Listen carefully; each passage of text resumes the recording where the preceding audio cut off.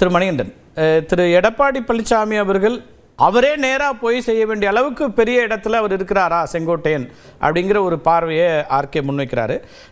அதுக்கும் பதில் சொல்லலாம். இன்னொன்று, செங்கோட்டையன் மீது கடும் விமர்சனங்களை முன்வைக்கக்கூடிய அதிமுக, இப்போ அதிமுகவுடைய தலைவர்களாக எம்ஜிஆர் அவர்கள் உள்ளிட்டவர்களெல்லாம் எடுக்கும்போது இப்போ ஏற்கனவே பாஜக அப்படி அவங்கள கொண்டாடிய போது அதை விமர்சித்தாங்க. அதாவது கூட்டணிக்கு வர்றதுக்கு முன்னாடி எங்களுடைய தலைவர்களை வச்சு தான் இவங்க இங்கே வந்து தங்களை வளர்த்துக்க வேண்டிய இடம் இருக்குன்னெலாம் சொல்லி, இப்போ இந்த இடத்துல ஒரு அமைதி அப்படிங்கிறத எப்படி பார்க்க வேண்டியிருக்கு?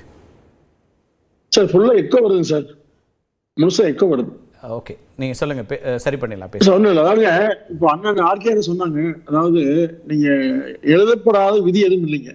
அதாவது பொதுச் செயலாளரே விளக்கம் கொடுக்கக்கூடாது, அது கீழ்மட்டத்தில் உள்ள யாரோ தர வேண்டும் என்கிற அந்த தீண்டாமையெல்லாம் தேவையில்லைங்க. ஏன்னா அதான் ஒன்றாக பயணித்தவர்கள் அந்த தொகுதிக்கே போய் ஏன் பேசுறான்னு சொன்னா, திரு செங்கோட்டையன் அவர்கள் தான் விளக்கப்பட்டதுக்கான முழு காரணம் யார சொல்றாரு பாருங்க, பொதுச்செயலாளர் சொல்றாரு. அப்ப அவரை சொல்லுகிற போது அந்த இடத்துல அவரே பதில் சொன்னா சரியா இருக்குங்க. அது இன்னும் சொல்ல போனா கோவை தொகுதி மக்களையே திரட்டி பேசுகிற போது, ஏன்னா பிரம்மாண்ட கூட்டம், நானும் போயிருந்தேன், பிரம்மாண்ட கூட்டம், அதாவது ஒரு 50-60 பேர் கூட்டம், மிகப்பெரிய கூட்டம், எழுச்சியாக கூட்டப்படுறது.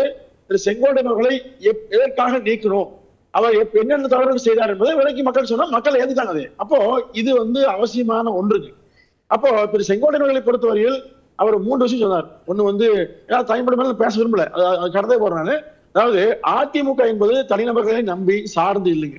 அது வந்து ஒரு மிகப்பெரிய இயக்கம். காலங்காலமா எல்லா இயக்கமே, நீங்க திமுக உட்பட எந்த இயக்கமாக இருந்தாலும் அவரவர் அந்த அமைப்பில் இருக்கிற மொத்த இயக்கத்து நபர்கள் நம்ம தான் இருக்க முடியும். ஒரு சில வெளியே போனா கட்சியை உடஞ்சிரு அல்லது விலகினாலும் கிடையாதுங்க. அதுக்கு தாக்குதல் நீக்கி.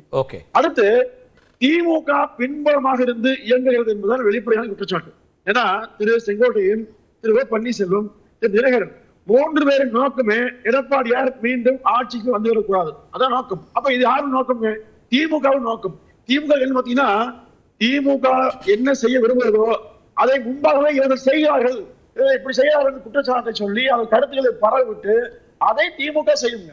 இப்ப திமுகவை கடுமையா எதிர்க்கிற தாவேகா பக்கம்ல செங்கோட்டையன் போயிருக்கிறாரு. திமுக ஆபரேஷன் வந்து அவங்களே கூட்டிருப்பாங்களே, திமுக பக்கம்ல அவர் போயிருப்பாரு. இல்லை, திமுகவுக்கு நேரடியாக போனா இது நாள் வரையிலும் அம்மானு சொன்னவர், எம்ஜிஆர் சொன்னவர், அது சட்டமன்றத்தில் திரு கருணாநிதி அவர்களே வந்து அடிச்சதாக செய்தி வந்தது. அப்போ பல விமர்சனத்துக்கு ஆளாகுங்க. அது ஒரு துரோகத்துக்கு மிகப்பெரிய பழிபாவத்துக்கு ஆதாரம் தெரிஞ்சு அவர் போகல. ஆனால் தாவேகா போனது ஒண்ணுதான்.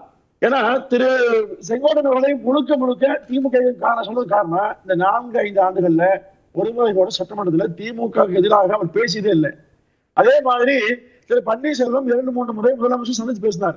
அவர் எல்லோரும் சந்திச்சு பேசுக்கு அடிப்படை காரணம், எடப்பாடியாரை எப்படியாவது தோற்கடிங்கள், அவர் ஆட்சிக்கு வந்து விடக்கூடாது, நாங்க மற்றதெல்லாம் பார்த்துக்குவோம், இதுதான் உண்மையான விஷயம். எனவே திமுக நீங்க சொல்ற குற்றச்சாட்டு நான் ஒரு பக்கம் அப்படியே உங்க குற்றச்சாட்டு அப்படியே பதிவு பண்ணலாம், அதுல தப்பு இல்லை. ஆனா செங்கோட்டையன் போய் முதல்ல சந்திச்சது திரு அமித்ஷாவை, அவருக்கு சிக்கல், அவருக்கு ஒருங்கிணைப்பு, ஒன்றிணைப்பு அப்படின்லாம் சொல்லும்போது அவர் போய் பார்த்தது அமித்ஷா அவர்களை.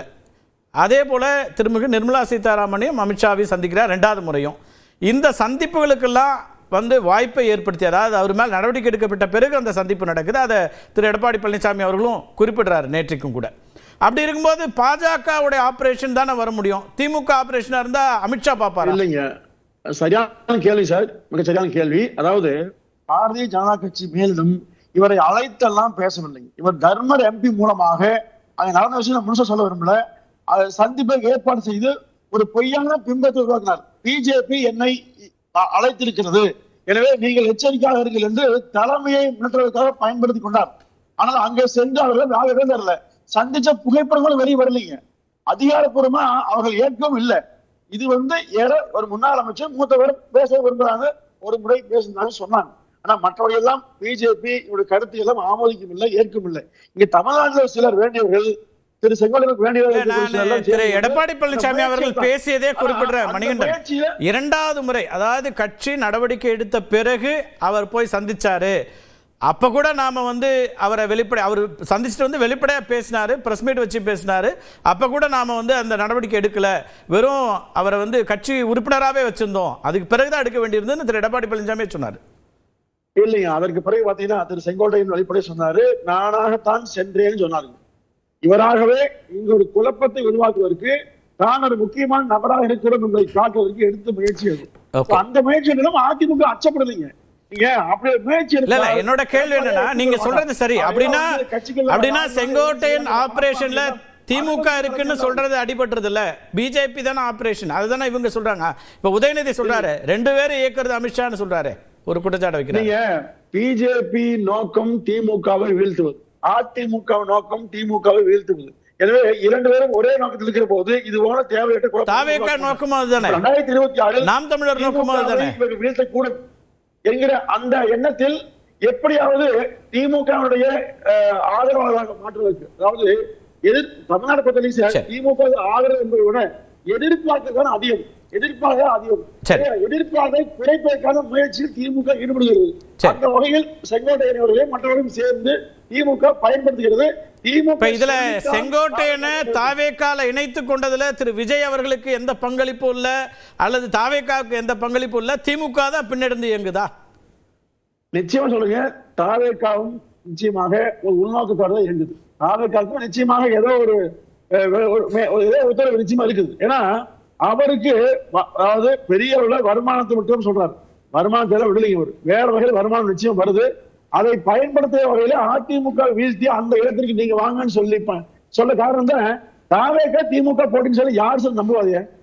இதை திமுக அனுமதிக்குது இல்லையா சார்? அப்படின்னா தாவேகாவை எக்ஸ்போஸ் பண்ணிருக்கலாமே, தாவேகா பற்றி பேசவே இல்லையே திரு எடப்பாடி பழனிசாமி, அது என்ன வியூகம்னு பாத்தீங்கன்னா அது தேவையில்லைங்க. அதாவது தாவேகா மட்டுமல்ல, தமிழ்நாட்டில் உள்ள எந்த கட்சி பற்றியும் பேசுது, திமுகவை தவிர அதிமுக போச்சாலும் எப்போதுமே எந்த கட்சி பேச மாட்டாரு. அதனால நீங்க விசிகா பேசுற, காங்கிரஸ் பேசுறது சொல்லுவாங்க.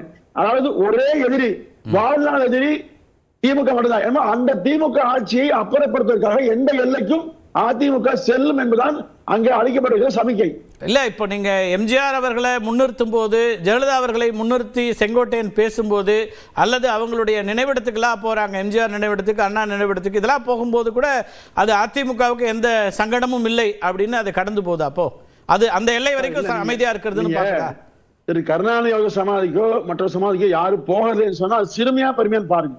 நீங்க அது எந்த சங்கடம் இல்லை, அம்மா சமாதிக்கோ எம்ஜிஆர் சமாதிக்கோ அண்ணா சமாதிக்கோ யார் வேண்டுமானாலும் வரலாம். நீங்க இன்னார்தான் போகலாம் கிடையாது. அவர் ஒரு அங்க போறது மட்டும் இல்லைங்க, எம்ஜிஆருக்கு அடுத்தபடியாக இன்னைக்கு விஜய் இருக்கிறாருங்கிறத அவங்க ப்ரொஜெக்ட் பண்றாங்க.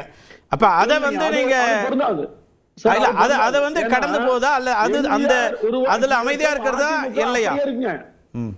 இல்ல, எம்ஜிஆர் உருவாக்கிய அதிமுக அப்படியே இருக்குது. அப்போ அந்த இயக்கத்துக்கு தான் உரிமை. எம்ஜிஆரை வழிபடலாம், பாராட்டலாம். ஆனால் எம்ஜிஆருக்கு இருக்கிற வாக்கு வங்கியை எம்ஜிஆரை முன்னெடுத்து பேசுவது என்ன சொல்றாங்கன்னா, யாராலும் செய்ய முடியாது. திரு விஜய் அவரோட வீடியோல சொல்றாரு, 20 வயதுல எம்ஜிஆரை அருகிலிருந்து பார்த்தவர், அவருடைய கட்சியில சட்டமன்ற உறுப்பினரா இருந்தவர், 53 ஆண்டுகள் அந்த இயக்கத்தில் இருந்தவர், நம்மோடு வந்திருக்கிறார் அப்படின்னு அவர் சொல்றதோட அர்த்தம் என்ன? எம்ஜிஆர் ரெஃபர் பண்ணி பேசுறதோட அர்த்தம் என்ன? கரெக்ட். அதாவதுங்க, கொள்கை தலைவர்கள் வரிசையில அப்போ அண்ணாவையோ எம்ஜிஆர் அவர்களையோ அம்மாவை ஏன் வைக்கிறீங்க? அப்ப இடைச்சொல் மாதிரி தேவைக்கேற்ற மாதிரி அதிமுக வந்தா அண்ணா வச்சுக்கலாம், எம்ஜிஆர் வச்சுக்கலாம். அப்படிங்கிற போக்கு அதிமுக வாக்குகளை கவர்வதற்கான முயற்சியாக இருக்கலாம் முடிய அந்த முயற்சி ஒருபோதும் இல்லாது. எம்ஜிஆர் உருவாக்கிய இயக்கம் அதிமுக தான். அதிமுக வாக்கு வங்கி, எம்ஜிஆர் வாக்கு வங்கி, அம்மா வாக்கு வங்கி. ரைட், பேசலாம்.